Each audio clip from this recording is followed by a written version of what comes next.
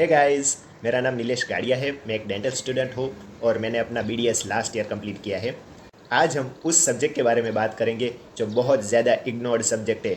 चाहे आप final year के स्टूडेंट हो या फिर नीट एस्पिरेंट हो, आप उस सब्जेक्ट को इतना इम्पोर्टेंस नहीं देते हैं, लेकिन जब आपकी प्रिपरेशन कंप्लीशन पे आती है तब आपको रियलाइज़ होता है कि यही सब्जेक्ट आपको सबसे ज़्यादा परेशान करता है, और वो सब्जेक्ट है पब्लिक हेल्थ डेंटिस्ट्री।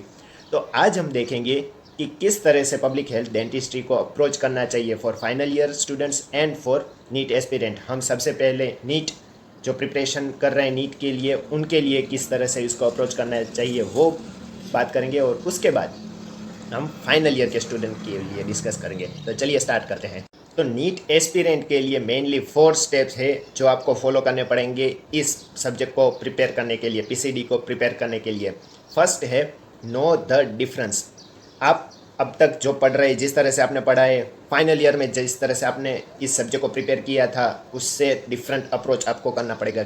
क्योंकि नीट में biostatistics, epidemiology, indexes, caries activity test और प्रिवेंटिव डेंटिस्ट्री, ये सारे टॉपिक्स नीट में ज़्यादा इंपॉर्टेंट है। लेकिन फाइनल ईयर में उसके अलावा भी दूसरे टॉपिक्स भी इंपॉर्टेंट होते हैं। For example school health programme हो गया, for example health care system in India, primary health care system, IDA, दूसरे भी टॉपिक्स होते हैं जो नीट में इतने ज़्यादा नहीं पूछे जाते। तो ये आपको समझना पड़ेगा कि डिफरेंस कौन कौन से है। तो पहला डिफरेंस टॉपिक्स अलग है। दूसरा डिफरेंस बुक्स है। फाइनल ईयर में सिर्फ एक शोबन पीटर या दूसरी कोई एक बुक पढ़ सकते हैं, लेकिन नीट के लिए आपको बहुत सारे रेफरेंस बुक को यूज़ करना पड़ेगा, बहुत सारी रेफरेंस बुक को पढ़ना पड़ेगा। थर्ड डिफरेंस है difference between learning the things. हमारे पास जो फाइनल ईयर में जो टॉपिक्स है उसको हमें पूरा पढ़ना पड़ता है, हमें उनकी डेफिनेशंस पढ़नी पड़ती है, उसके स्टेप्स पढ़ने पड़ते हैं, पूरा जो टॉपिक है वो हमें याद करना पड़ता है। लेकिन नीट के लिए हमारा जो अप्रोच है वो डिफरेंट होता है। हमें यहाँ पे पर्टिकुलर डिटेल्स हमें पढ़नी पड़ती है, हमें सब्जेक्ट को, हमें कंसेप्ट को लर्न करना पड़ता है, उसे हमें याद करना पड़ता है और समझना पड़ता है। सो सेकंड स्टेप है रीड द एक्सप्लेनेशन। हो सकता है आपको ये थोड़ा और लगे, लेकिन मैंने स्पेसिफिकली पीसीडी के लिए पहले एक्सप्लेनेशन पढ़े थे और फिर क्वेश्चन पे मैंने अप्रोच किया था। इसका एक पर्टिकुलर रीज़न है। अगर आप पल्स देखेंगे तो पीसीडी के लिए हमारे पास बहुत अच्छे से सिनॉप्सिस नहीं दिए हुए हैं, तो मैंने जो क्वेश्चंस के एक्सप्लेनेशन थे उनको ही एज अ सिनॉप्सिस लर्न किया था, उनको ही डायरेक्टली अप्रोच किया था। तो इससे फ़ायदा क्या होता है कि मुझे मिनिमम इन्फॉर्मेशन थी, जो मोस्ट इम्पोर्टेंट थी, वो मुझे पता चल जाती है। फॉर एग्जांपल अगर आप डायरेक्टली क्वेश्चन पे जाते हैं, जैसे ये क्वेश्चन है तो ये एक डेटा का क्वेश्चन है, ठीक है। अगर आपको ये क्वेश्चन नहीं आता है तो हमारा दिमाग फ्रस्ट्रेट हो जाता है। तो अब हम ट्राई करते हैं कि शोभन पीटर पढ़ ले पहले और फिर ये क्वेश्चन सारे करें। लेकिन शोभन पीटर पढ़ने से भी काम नहीं बनेगा, क्योंकि पूरी शोभन पीटर आप लर्न नहीं कर पाएंगे। तो मेरा अप्रोच ये रहा है कि मैंने पहले एक्सप्लेनेशन पढ़ लिए। अब जब आपने पहले एक्सप्लेनेशन पढ़ लिए तो आपको पता रहेगा कि ये क्वालिटेटिव और क्वांटिटेटिव डेटा क्या है, जो नॉमिनल, ऑर्डिनल, न्यूमेरिक डेटा क्या है। तो ये सारे जो मैंने फैक्ट्स, जो इंपॉर्टेंट चीज़ें मैंने पढ़ ली, अब उसके बाद मैं क्वेश्चन पे जाऊंगा तो मुझे मिनिमम आइडिया तो रहेगा कि ये क्वेश्चन क्या कहना चाहता है। हो सकता है आपके लिए कोई डिफरेंट अप्रोच हो, लेकिन मेरे लिए ये बहुत काम का अप्रोच रहा था कि मैंने पहले एक्सप्लेनेशन पढ़ लिए थे एज ए सिनॉप्सिस, उसके बाद मैंने क्वेश्चन को अप्रोच किया था। पल्स का अगर सबसे नेगेटिव पॉइंट देखें तो वो ये है कि यहाँ पे इनफ डायग्राम्स नहीं दिए हुए हैं। तो जब मैंने कोई भी एक्सप्लेनेशन पढ़ ली है, जैसे ये एग्जांपल है, तो ये मैंने एक्सप्लेनेशन तो पढ़ ली है, लेकिन उसके बाद भी मैं गूगल से उसकी इमेजेस देखूंगा। इसके अलावा भी दूसरे इमेजेस भी हो सकते हैं, आप डायग्राम्स देख सकते हैं, पाई चार्ट्स या बार डायग्राम्स देख सकते हैं। तो ऐसे जो क्वेश्चन है जहाँ पे डायग्राम्स की ज़रूरत पड़ती है तो आप उसको, उसके लिए आप नेट का यूज़ कर सकते हैं। तीसरा स्टेप है solve as many questions as possible. अब चीज़ें आपने लर्न कर ली है, उस हो सकता है आपने ठीक से उन्हें समझ लिया है, लेकिन पीसीडी एक ऐसा सब्जेक्ट है जो बहुत कंफ्यूजिंग है। आपको कई सारे टॉपिक के बीच में कंफ्यूजन रहेगा। Different between specificity, sensitivity, positive, predictive, negative predictive value, chi square, IOR, t test, ये सारे टॉपिक्स के बीच में आपको लास्ट तक कंफ्यूजन रहेगा। तो आप जितने ज़्यादा हो सके उतने क्वेश्चन कीजिए, उससे आपको प्रैक्टिस पड़ जाएगी इन टॉपिक की। आपका दिमाग अब प्रिपेयर हो जाएगा कि किस तरह से कोई भी क्वेश्चन हो तो उसका आंसर क्या हो सकता है, क्योंकि सिर्फ लर्न करने से हमें ये क्वेश्चन समझ में नहीं आएंगे। क्वेश्चंस को बहुत उतने क्वेश्चन जब आप सॉल्व करेंगे तो ये जो चीज़ें आपने सिर्फ लर्न की है वो दिमाग में बैठेगी, वो परमानेंटली दिमाग में स्टेबल होगी और फिक्स हो जाएगी। तो जब आपने एक्सप्लेनेशन लर्न कर लिए है, उन्हें अंडरस्टैंड कर लिया है, चीज़ें याद कर ली है, तो उसके बाद दिमाग में फिक्स करने के लिए उन्हें जितने हो सके उतने क्वेश्चन कीजिए। तो उससे आपको दो टॉपिक के बीच में कन्फ्यूजन नहीं रहेगा। आपको यहाँ पे कौन सा आंसर आएगा, काई स्क्वायर आएगा या टी टेस्ट आएगा या आयोवा आएगा, ये सारे क्वेश्चंस जो ये सारे कन्फ्यूजन है वो आपको नहीं रहेंगे। और फाइनल स्टेप, फोर्थ स्टेप है प्रीवियस ईयर के क्वेश्चन पेपर सॉल्व कीजिए। अगर आपने लास्ट ईयर का क्वेश्चन पेपर देखा हो तो कई सारे क्वेश्चंस 2017 के जो क्वेश्चंस थे उससे रिपीट थे। जो 2017 का पेपर था उसमें से कई सारे रिपीट क्वेश्चंस इस साल पूछे गए थे। आपको समझना पड़ेगा कि रिपीट बहुत ज़्यादा होते हैं क्वेश्चंस, तो प्रीवियस ईयर के क्वेश्चन पेपर जितने हो सके उतने सॉल्व कीजिए। ओके, तो ये अप्रोच था हमारे नीट के लिए प्रिपरेशन कर रहे स्टूडेंट के लिए। अब बात करते हैं फाइनल ईयर स्टूडेंट जो यूनिवर्सिटी एग्ज़ाम के लिए पब्लिक हेल्थ डेंटिस्ट्री पढ़ रहे हैं, तो उनके लिए अप्रोच डिफरेंट है। तो चलिए उनके लिए बात करते हैं।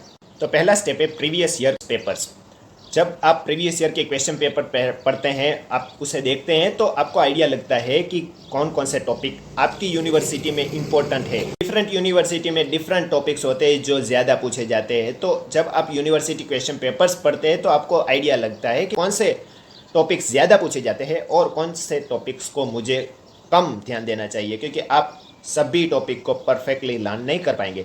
तो मिनिमम जो रिक्वायरमेंट है वो आपको सबसे पहले पता करनी पड़ेगी कि कौन से टॉपिक इंपॉर्टेंट है। तो ये आपको आइडिया लगेगा प्रीवियस ईयर के यूनिवर्सिटी क्वेश्चन पेपर से। तो सबसे पहले आप यूनिवर्सिटी क्वेश्चन पेपर को देख लीजिए। दूसरी चीज़ है power point presentations and notes. अगर आपने डायरेक्टली शोभन पीटर से पढ़ना स्टार्ट किया है तो आप ये फील करेंगे कि बहुत एग्जॉस्टिंग चीज़ है ये। आप डायरेक्टली शोभन पीटर पूरी पढ़ नहीं पाएंगे, और अगर पढ़ भी ली तो आप लर्न नहीं कर पाएंगे, आपको कुछ समझ में नहीं आएगा, क्योंकि शोभन पीटर ठीक से लर्न करना बहुत डिफ़िकल्ट चीज़ है। आप उसकी लैंग्वेज समझ नहीं पाएंगे, उसे कुछ याद नहीं कर पाएंगे। तो इसके लिए आपको सबसे पहले अपने दिमाग को पहले प्री कंडीशन करना पड़ेगा, अपने ब्रेन को, ठीक है। तो ये आप किस तरह से करेंगे, जो टॉपिक आप पढ़ने जा रहे हैं उसके सबसे पहले नोट्स पढ़ लीजिए। हो सकता है आपके क्लास नोट्स हो, आपके कलीग्स के नोट्स हो, सिंपली वो नोट्स आप देख लीजिए। उससे आपको मिनिमम आइडिया आएगा कि मुझे क्या चीज़ें पढ़नी है। उसके बाद हो सके तो आप ऑनलाइन पावर पॉइंट प्रेजेंटेशन भी उस चीज़ के पढ़िए, क्योंकि उसमें मिनिमम मटेरियल में ज़्यादा इन्फॉर्मेशन दी होती है। तो इस तरह से आपका ब्रेन उसके लिए प्री कंडीशन होता है, अपना ब्रेन रेडी होता है, आपका ब्रेन उस चीज़ के लिए। हो सके तो आप वीडियोस भी देख सकते हैं। इस तरह से स्टार्टिंग करने से हम थोड़े प्रिपेयर्ड होते हैं जो नई इन्फॉर्मेशन आने वाली है। उसके बाद हम शोभन पीटर अगर पढ़ेंगे तो ज़्यादा चीज़ें समझ में आएगी। अब थर्ड पॉइंट है how to read Soben Peter. अगर आपने शोभन पीटर पढ़ी है तो आपको आइडिया लगेगा कि ये एक स्टोरी बुक नहीं है, ये एक फ्लो चार्ट की तरह है। आपने अगर एपिडेमोलॉजी का चैप्टर पढ़ा है तो उसमें देखेंगे आपकी एपिडेमोलॉजिकल अगर डिफरेंट स्टडीज़ की बात है तो descriptive study, analytical study, experimental study, analytic के अंदर केस कंट्रोल और कोहॉर्ट स्टडी है। केस कंट्रोल स्टडी में डिफरेंट स्टेप्स है और उसमें भी डिफरेंट चीज़ें होती है।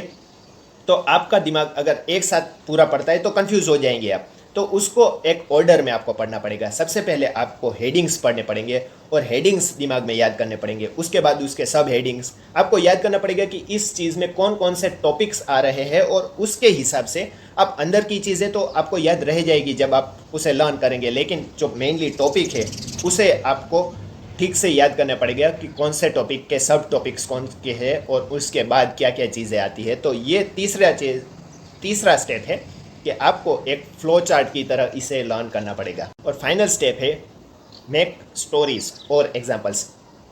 आपको पता होगा कि पीसीडी इतना अच्छे से हम समझ नहीं पाते, क्योंकि प्रैक्टिकली हम उसे सोच नहीं पाते। डायरेक्टली हमें फैक्ट्स दिए होते हैं, डायरेक्टली हमें एक थियरी दी गई है, मगर उस थियरी को समझने के लिए हमें एक एग्जाम्पल चाहिए। सो फॉर एग्जाम्पल, अगर आपको केस कंट्रोल स्टडी के स्टेप्स लर्न करने हैं तो ये सारे स्टेप्स है केस कंट्रोल स्टडी के, ठीक है।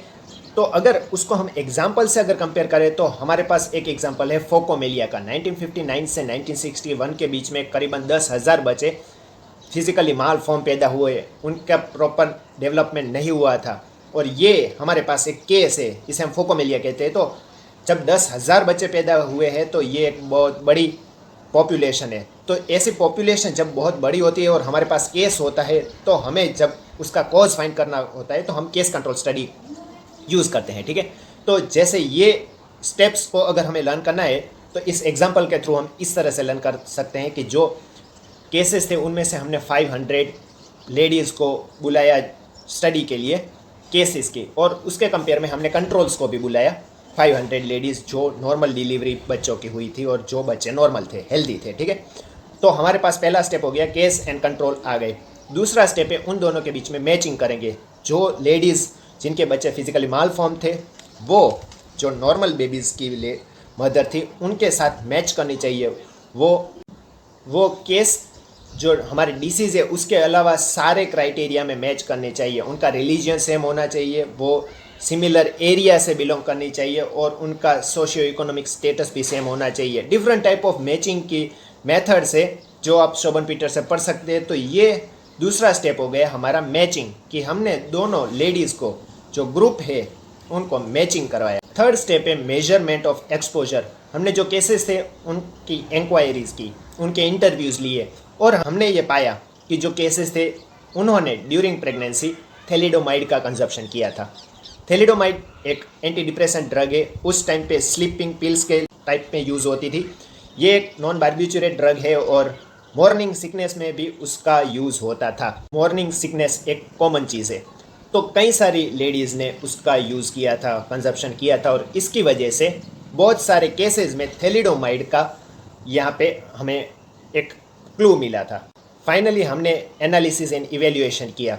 हमने जो 500 केसेस थे उनको thalidomide positive and thalidomide negative में डिस्क्राइब कर दिया, और जो केस कंट्रोल्स थे 500 उसमें से भी किसने थैलिडोमाइड का कंजप्शन किया था और किसने थैलिडोमाइड का कंजप्शन नहीं किया था, ऐसे 4 बॉक्स में हमने उनको डिवाइड कर दिया। और उसके हिसाब से हमने बाद में exposure rate in cases and exposure rate in controls देखा, रिलेटिव रिस्क देखा। तो ये हमने एक एग्जांपल के थ्रू समझा। अब आप इस चीज़ को बहुत अच्छी तरह से याद कर पाएंगे और लॉन्ग टर्म तक याद रहेगी। तो हर चीज़, हर एक कंसेप्ट को हमें इस तरह से एग्जाम्पल के रूप में समझना पड़ेगा, तो वो हमारे लॉन्ग टर्म तक हमें याद रहेगी। Okay guys, so I hope आपको ये वीडियो पसंद आया होगा। अगर आपके पास कोई कमेंट है, कोई सजेशन या क्वेरीज है तो आप मुझे कमेंट सेक्शन में लिख के भेज सकते हैं। Thank you.